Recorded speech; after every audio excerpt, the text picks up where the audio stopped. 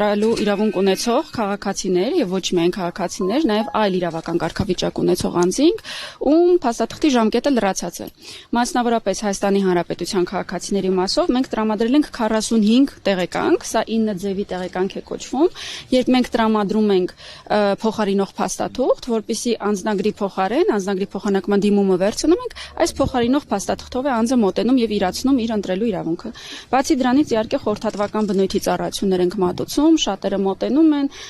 եւ անակնկալի գալով, որ իրենց տան հասցեում հայտնաբերել են այս կամ այն անուն ազգանունով անձի, որը իրենց ծանոթ չէ,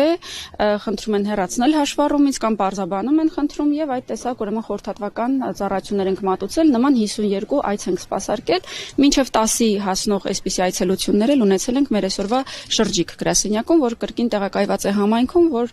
սպասարկենք նաեւ համայնքի մյուս հատվածում գտնվող բնակիչներին, չստիպելով նրանց հասնել անձնագրային ծառայություն։ Իսկ ինչ կասեք այն մասով, որ նույնիսկ մահացած մարդկանց, անուններն են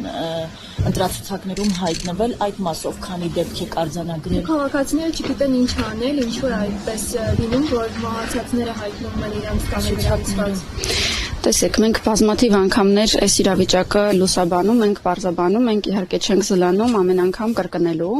որ մահացած անձի տվյալները դուրս են բերվում բնակչության պետական ռեգիստրից եւ համապատասխանաբար նաեւ ընտրողների ցուցակներից, երբ որ լիազոր պետական մարմինը ունենում է ինֆորմացիա, որ անձը մահացած է։ Սա բնականաբար ինչ որ գործողություն է ենթադրում, որ այդ ինֆորմացիան փոխանցվի տվյալ դեպքում միգրացիա եւ քաղաքացիական ծառայություն։ Փոխանցվում է արդարադատության նախարարության քաղաքացիական ակտերի գրանցման գրասենյակից։ Եթե այդ ինֆորմացիան ԶԱԳՍ-ը ժողովրդի կենցաղային լեզվով ասած չի ունենում եւ մեզ չի փոխանցում, անձը դուրս չի բերվում ցուցակից։ Որ դեպքերում է նման իրավիճակ ստեղծվում, երբ ոլորտի լիազոր մարմինը չունի գրանցված մահվան մասին ինֆորմացիա։ Երբ մահը գրանցվում է Հայաստանի Հանրապետության սահմաններից դուրս, հուղարկավորությունը կատարվում է սահմաններից դուրս կամ նույնիսկ անկախ այդ հանգամանքից, երբ Հայաստանի Հանրապետությունում հարազատները ձեռք չեն բերում մահվան վկայական։ Այդ պարագայում անձը մնում է այնքան, մինչև ընտանիքի անդամը կամ որևէ հարազատը Սովորաբար դա լինում է ժառանգության համատեքստում, երբ ժառանգության հարցերով են ընտանիքի անդամները զբաղվում, այդ ինֆորմացիան հայտնի են դարձնում լիազոր մարմնին։ Ես նշեմ, որ հենց այս նպատակով նաև նախարարի հրամանով, ներքին գործերի նախարարի հրամանով համայնքային ոստիկանները տևական ժամանակ մինչև ընտրությունները շրջում են հասցեներով նման դեպքերը բացահայտելու, համապատասխան արձանագրություններ կազմելու համար, բայց իհարկե 100%-անոց արդյունք հնարավոր չի լինում ապահովել, որովհետև ձեռքով աշխատանք է, ավտոմատացված չէ, եւ բացի դրանից կրկին անգամ շեշտադրեմ, որ մենք ընտրությունների նշանակման օրվանը նախորդող 40-րդ օրը հրապարակում ենք նախնական ցուցակները, այնուհետև որոշակի ժամանակահատված առաջ տվյալ պարագայում նոյեմբերի 9-ին Կիրակի օրը հրապարակվել են վերջնական ցուցակները եւ այս իրազեկման ու հրապարակման աշխատանքների իմաստը հենց դա է դուրս բերել անճշտությունները ցուցակներից։ Տեսեք, երեք Facebook-յան օգտատեր Հարություն Խաչիկյանը գրառում է արել ու նաև ներքին գործերի նախարարության ու ընտրական հանձնաժողովին նշել, որ իրենց տան հասցեում 9 հավելյալ անձ է գրանցվել, որոնց ընդհանրապես չի ճանաչում։ Այդ մարդիկ նույն ազգանուններով են, նույն հայրանուններով։ Մարդը ազանգ է հնչեցնում, որ տեսեք մեր տան վրա անհայտ մարդիկ են գրանցվել։ Օրինակ ներքին գործերի նախարարությունը ձեր մասով նախ դուք պատասխանեք, ինչ է անում այս պահին, որովհետև մենք գիտենք, որ տան վրա գրանցվել, այսպես մի վայրկյանի գործ չի։ Մարդը նախ տանտիրոջ համաձայնությունը պետք է լինի։ Այս մարդն ասում է, որ մենք չենք ճանաչում առհասարակ ովքեր են։ Այ գնացել եք այդ մարդկանց հետևից, թե ոնց եք հայտնվել դուք այդ մարդկանց տանը։ Մարդկանց չէ, բայց ինֆորմացիայի հետևից իհարկե գնացել ենք եւ իհարկե բոլոր համարժեք ստուգումները արվում են ցանկացած ահազանգի հետքերով, ավելին 3 է նման այդ ձեր վկայակոչած հրապարակումը տեղի ունեցել, հենց 3 շատ կարճ ժամանակ անց պարզաբանում ենք հրապարակել եւ ելի կային այսօր նմանօրինակ դեպքեր։ Ինչպես է կատարվում հաշվառումը։ Նախ այս դեպքով նշեմ, որ վկայակոչված մինչև 10, ոչ ավելին։ Ձեր վկայակոչած դեպքով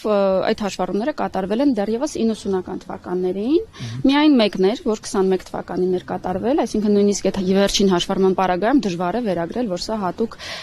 կեղծիք է, որ ընտրողների ցուցակում անձինք հայտնվում են եւ այլն։ Հիմա ես պետք է պարզաբանեմ ինչպես է աշխատում մեր հաշվառման ինստիտուտը, որ ծածկեմ միանգամից այդ բոլոր դեպքերը։ Երկու ընթացակարգ կա՝ մշտական եւ փաստացի բնակություն։ Ըստ էության հանրության ակնկալիքներն է, որ ընտրում են բոլոր նրանք, ովքեր այս պահին ապրում են այս համայնքում։ Դա այդպես չի։ Մենք ուրեմն ոչ նման մեխանիզմով աշխատող բնակչության ռեգիստր ունենք, ոչ էլ ընտրական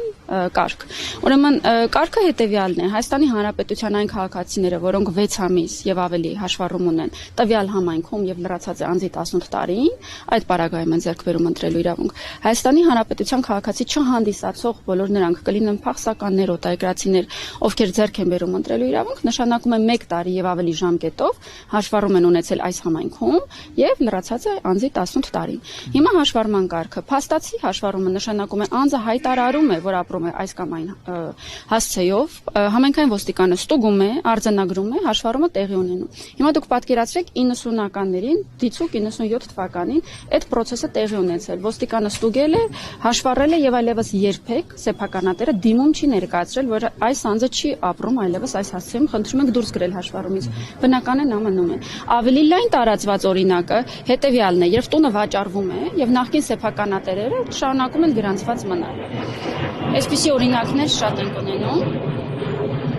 Ձեր նշած այսօրվա, այսինքն իմ վկայակոչած դուք հարցրիք, քանի նման օրինակ ահազանգ եք ստացել, ես նշեցի մինչև 10, գերակշիռ մեծամասնությունը նախկին սեփականատերերն են։ Եվ ոչ մի դեպք չենք ունեցել, երբ այս տարի կատարված որևէ հաշվառում լինի եւ նման տարօրինակ իրավիճակ լինի, որ չենք ճանաչում ինչպես է հաշվառվել։ Դրանք շատ հին դեպքեր են լինում եւ հիմքերը հանում ենք, երբեմն այնքան հին են, որ հիմքերն էլ ոչնչացված են համապատասխան իրավական ակտերով եւ ուրեմն պարզաբանում ենք կարգը պարզապես։ Իսկ առավոտից մինչև 14:00-ի պահը քանի խախտման դեպքի մասին են ձեզ հայտնել, քանի հաղորդում է ներկայացվել։ Ինչի խախտման։ Տեսեք, մեզ ներկայացնում են ընտրական ցուցակների հետ կապված դեպքերը, անձինք մոտենում են եւ ես արդեն թվերը նշեցի, երբ որ նշում եմ, որ մի քանի տասնյակ ուրեմն տեղեկանք ենք տրամադրել, որպեսզի անձինք չլինելով ընտրական ցուցակներում հայտնվեն լրացուցիչ ցուցակում եւ